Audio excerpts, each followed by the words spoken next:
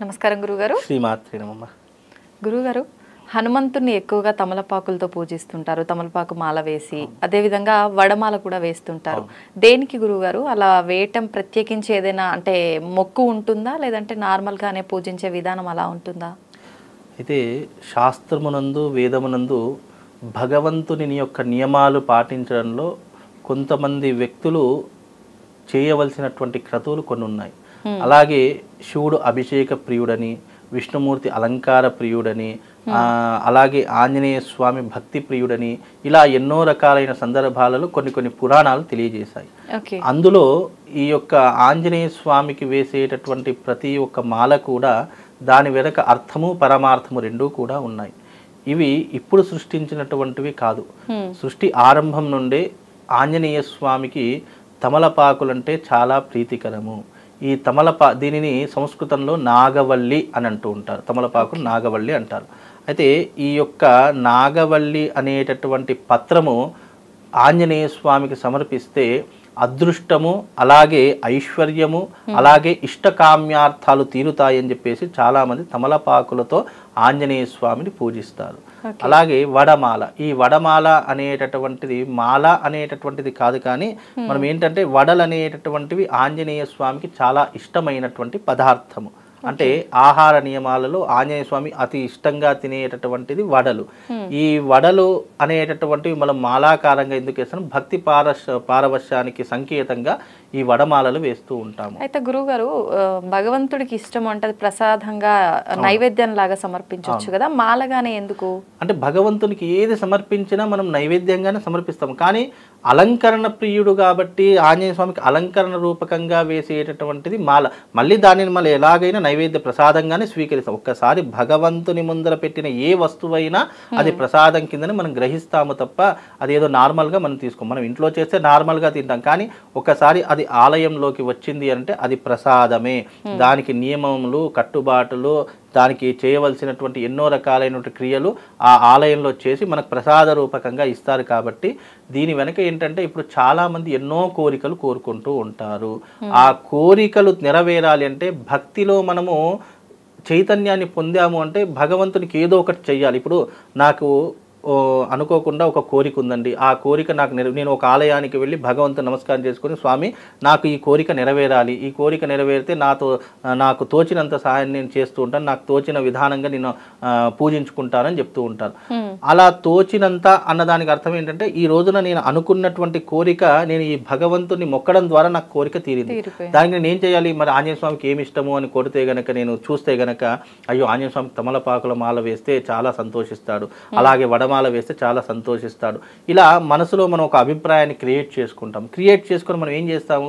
ఇష్టమైనటువంటివన్నీ కూడా భగవంతునికి సమర్పిస్తూ ఉంటాం. ఇప్పుడు తిరుపతిలో వెంకటేశ్వర స్వామి ఉన్నాడండి. వెంకటేశ్వర స్వామికి ఎన్నో రకాలైన నైవేద్యాలు పెడతారు, అప్పాలు పెడతారు.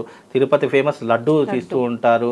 అలాగే స్వామివారికి ఎన్నో రకాలైనటువంటి ఆభరణాలు వేస్తూ ఉంటాం. మరి స్వామివారికి అవన్నీ ఇష్టమనా? కాదు. మన భక్తికి పారవశ్యంగా మనకు అనుకున్నటువంటి ఒక కోరిక, ఒక సంకల్పం నెరవేరింది అని ఒక ప్రేమతో, భక్తితో మనం అర్పించేటటువంటివే ఆ భగవంతుడికి. మీరు చెప్పినటువంటి వడమాల కానివ్వండి, తమలపాకుల మాల కానివ్వండి, ఇవన్నీ కూడా భగవంతునికి సమర్పించడం ద్వారా భగవంతుడు ఇష్టమైనటువంటి కామ్యార్థాలను తీర్చేటటువంటి వాడుగా ఎప్పుడు కూడా మనం రక్షిస్తాడు. అలాగే తమలపాకుల మాల వేయడం ద్వారా కార్యసిద్ధి జరుగుతుంది అని చెప్పేసి కూడా మన సనాతన ధర్మంలో చెప్పినటువంటి ఒక గొప్పనైనటువంటి అంశము. ఈ తమలపాకుల మాల వేయడం వెనక కార్యసిద్ధితో కూడుకున్నటువంటిదని అర్థము. అలాగే ఈ తమలపాకుల మాల ఆంజనేయ స్వామికి సమర్పించడం ద్వారా ఆంజనేయ స్వామి కూడా సంతోషభరితుడవుతాడు. అలాగే ఈ నాగవల్లి పత్రం అనేటటువంటిది కూడా అతి అరుదుగా దొరికేటటువంటిది. అప్పట్లో చాలా అరుదుగా దొరికేటటువంటిది. ఇప్పుడంటే మార్కెట్లో ఎక్కడ పడితే అక్కడ దొరుకుతున్నాయి, కానీ ఇంట్లో కూడా పెంచుకుంటే చాలా మంచిదని. అలాగే తమలపాకు లక్ష్మీదేవికి ప్రతీక అని కూడా చెప్తూ ఉంటాం. అంటే ఐశ్వర్యాన్ని పొందడానికి. అలాగే ఆంజనేయ స్వామికి ఎవరైతే 21 మంగళవారాలు స్వామివారికి తమలపాకుల మాల వేస్తారో వాళ్లకు విదేశీ యానము, అలాగే జీవితంలో ధనప్రాప్తి, కార్యసిద్ధి, మంచి అనుకూలమైనటువంటి భార్య, వివాహం కానటువంటి వారికి వివాహము, సంతానం కానటువంటి వారికి సంతానము, అలాగే దారిద్ర్యం అనుభవిస్తున్నటువంటి వారికి అపర కుబేరులయ్యేటటువంటి అవకాశం కూడా దీని ద్వారా కలుగుతుంది. అందుకే కార్యసిద్ధి హనుమంతుడు అని అంటుంటాము. ఎలాంటి కార్యాన్నైనా మనం సిద్ధింపజేసుకోవాలంటే ఆంజనేయ స్వామికి 21 మంగళవారాలు ఈ యొక్క తమలపాకుల మాల వెయ్యండి. ఆఖరి వారం నాడు వడమాల వేయండి. వడమాల ప్రతిసారి వేయకూడదు. ఆఖరి మంగళవారం నాడు నైవేద్యపరంగా స్వామివారికి వడమాలను సమర్పించండి. మీకు ఎలాంటి కోరికైనా సరే, ఎలాంటిదైనా సరే తప్పకుండా నెరవేర్చేటటువంటి వాడు కలియుగ బ్రహ్మ అని కూడా ఆంజనేయ స్వామికి మరొక పేరు. సప్త చిరంజీవులలో కూడా ఇప్పటికీ కూడా సజీవంగా ఉన్నటువంటి వాడు. ఈ భూమండలంలో ఎక్కడో ఒక చోట ఆంజనేయ స్వామి ధ్యానంలో కూర్చున్నటువంటి వాడు. ఈ ధ్యానంలో ప్రతి ఒక్క భూమండలాన్ని సంరక్షిస్తున్నటువంటి వాడు ఆంజనేయ స్వామి. అలాంటి ఆంజనేయ స్వామి బ్రతికి ఉన్నాడు. ఇప్పటికీ కూడా భక్తుల యొక్క కోరికలు తీర్చుకుంటూ కరుణా కటాక్షాలను కురిపించేటటువంటి వాడు ఆంజనేయ స్వామి. కాబట్టి ఆంజనేయ స్వామిని ఈ రకంగా వేడుకోండి. తప్పకుండా మీకు ఎలాంటి కోరికైనా సరే ఇట్టే నెరవేరుతుంది. ఇది చాలా విధానాల్లో ఇప్పటికీ చాలామంది చేసి రిజల్ట్ని కూడా పొందారమ్మా. ఇది ఏదో మాట వరుసకు చెప్తున్నటువంటి విషయం కాదు. ఇప్పటికీ కూడా మంగళవారం ఆంజనేయ స్వామికి ఎవరైతే తమలపాకుల పూజ చేసి వాళ్ళు కోరుకున్నటువంటి కోరిక ఉందో ఆ 21 వారం కంప్లీట్ కాకముందే వాళ్ళ కోరిక నెరవేరుతుంది.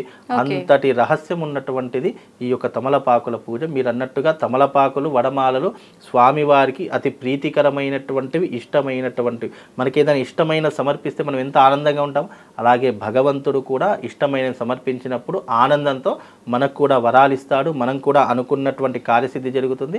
ఆ భగవంతుని యొక్క అనుగ్రహం సంపూర్ణంగా దొరుకుతుందమ్మా.